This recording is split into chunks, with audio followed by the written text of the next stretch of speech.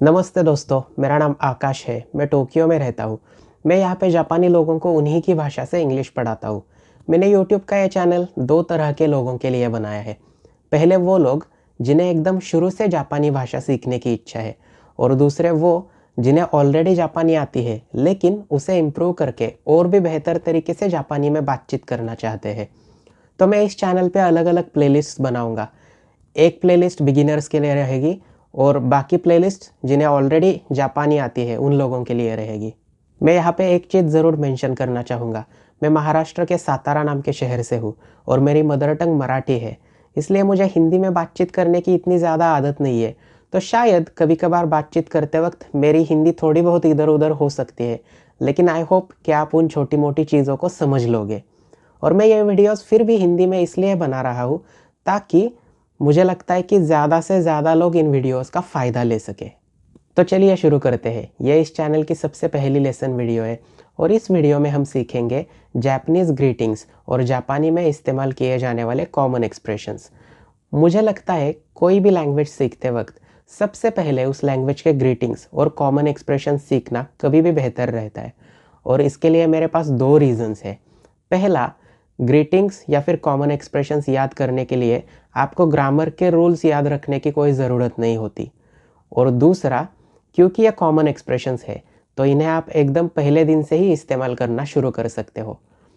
तो चलिए अब ज़्यादा वक्त वेस्ट किए बिना शुरू करते हैं। हमारा पहला एक्सप्रेशन है हाजिमे मास्ते। अब इसको हाजिमे माशिते नहीं बोलना है, इसको हाजिमे मास्ते ऐसे बोलना है।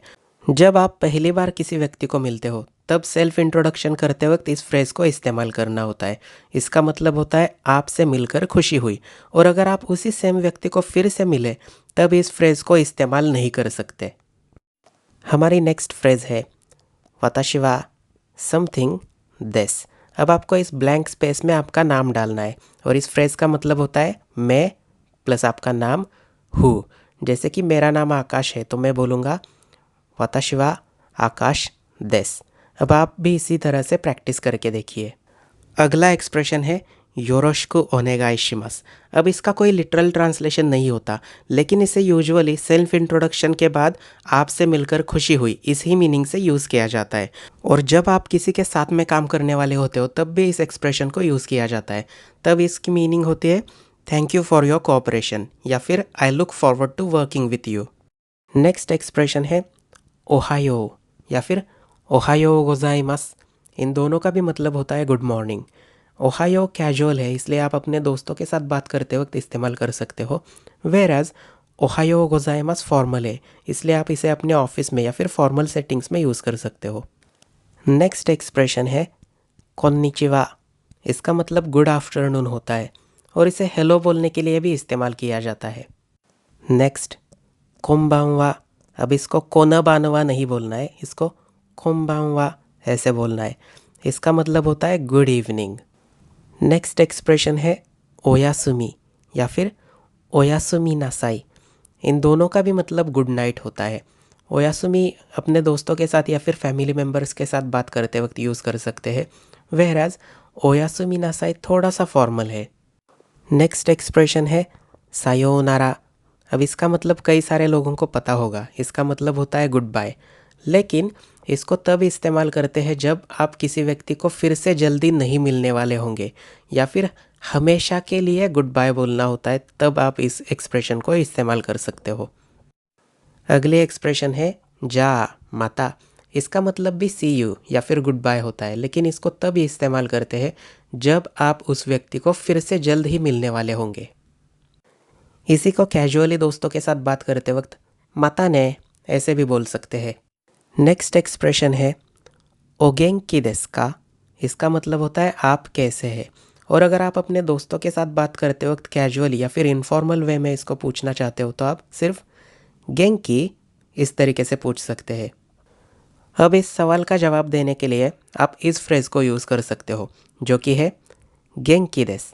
इसका मतलब होता है मैं ठीक हूँ, या फिर अगर आप अपने दोस्तों के साथ बात कर रहे हो तब आप सिंपली इस फ्रेज़ को यूज़ कर सकते हो, जो कि है गेंकी या फिर गेंकी दायो। नेक्स्ट फ्रेज़ है सुमीमासेन। इसका मतलब होता है आई एम सॉरी, और अगर आपको किसी को एक्सक्यूज़ मी बोलना है या फिर किसी को आवाज़ देनी है, तब भी आप इस फ्रेज़ को यूज़ कर सकते हो। तब आप इस तरीके से बोलोगे, सुमिमासेन। सॉरी बोलने के लिए और एक एक्सप्रेशन है जो कि है गोमेन नासाई। अगर कोई आपको सॉरी बोले और आपको इट्स ओके या फिर कोई बात नहीं ऐसा रिप्लाई करना हो, तो आप इस फ्रेज़ को यूज़ कर सकते हो जो कि है दाइजोबु देसु। नेक्स्ट फ्रेज़ है आरिगातो या फिर आरिगातो गोजाइमास। इन दोनों का भी मतलब है थैंक यू। आरिगातो दोस्तों के साथ बात करते वक्त इस्तेमाल करते हैं, वेयर एज आरिगातो गोजाइमास फॉर्मल एक्सप्रेशन है। नेक्स्ट एक्सप्रेशन है दो इताशिमाशिते। अब इसको दो इताशिमाशिते नहीं बोलना है, इसको दो इताशिमाशिते ऐसे बोलना है। जब आपको कोई आरिगातो गोजाइमास बोले तो उसके रिप्लाई में आप बोल सकते हो दो इताशिमाशिते। नेक्स्ट एक्सप्रेशन है इए। इसे भी आप जब कोई आपको थैंक यू बोले तब इस्तेमाल कर सकते हो। इसका मतलब होता है कोई बात नहीं। वैसे इसे सुमिमासेन के रिप्लाई में भी यूज़ किया जा सकता है। जैसे कोई आपको बोले सुमिमासेन, तब आप बोल सकते हो इए दाइजोबु देसु। नेक्स्ट फ्रेज़ है इत्तेकिमास। इसका लिटरल ट्रांसलेशन होता है मैं जाकर आता हूँ। जब आप अपने घर से या फिर अभी आप जिन लोगों के साथ हो उस प्लेस से किसी काम की वजह से जाकर वापस आने वाले होते हो, तब आप उन लोगों को इत्तेकिमास ऐसे बोल सकते हो। फिर वहाँ पे मौजूद बाकी लोग आपको बोलेंगे इत्तेराशाई। इत्तेराशाई का मतलब होता है ठीक है तुम जाकर आओ, फिर मिलेंगे या फिर take care. Next phrase office या फिर अपने वर्क प्लेस में इस्तेमाल की जाती है जो कि है ओसाकी नि शित्सुरेई शिमासु। जब आपका काम बाकी लोगों से पहले ख़त्म हो या फिर किसी वजह से आप बाकी लोगों से पहले अपने घर जा रहे हो जबकि बाकी लोग अभी भी वहीं पे काम कर रहे हैं, तब आपको इस फ्रेज़ को यूज़ करना होता है। इसका मतलब होता है सॉरी मैं आपसे पहले घर जा रहा हूँ। फिर वहाँ के बाकी लोग आपको बोलेंगे ओत्सुकारे सामा देशिता। अब ओत्सुकारे सामा देशिता का मतलब होता है thank you for your hard work. जब जापानीज़ लोग अपने घर वापस आते हैं तब वो बोलते हैं तादाइमा। तादाइमा का लिटरल ट्रांसलेशन होता है मैं वापस आ गया। फिर वहाँ पे मौजूद बाकी फैमिली मेम्बर्स बोलेंगे ओकाएरी नासाई। ओकाएरी नासाई का मतलब होता है वेलकम बैक। जापान में खाना खाने से पहले दोनों हाथों को जोड़कर इस फ्रेज़ को इस्तेमाल किया जाता है जो फ्रेज़ है इतादाकिमास।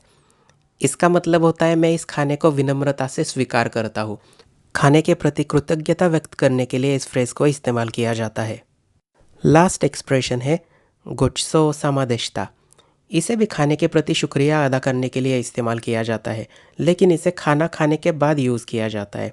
इसका भी लिटरल ट्रांसलेशन होता है thank you for the meal. अगर आपके कोई दोस्त आपको खाने की ट्रीट दे तब भी आप उन्हें थैंक यू बोलने के लिए गोचिसो सामा ऐसे बोल सकते हो। कोनो दोगा ओ मीते कुरेते आरिगातो गोजाइमासु। ये वीडियो देखने के लिए बहुत बहुत शुक्रिया। ऐसे ही और भी वीडियोज़ आने वाले हैं तो इस चैनल को ज़रूर सब्सक्राइब कीजिए।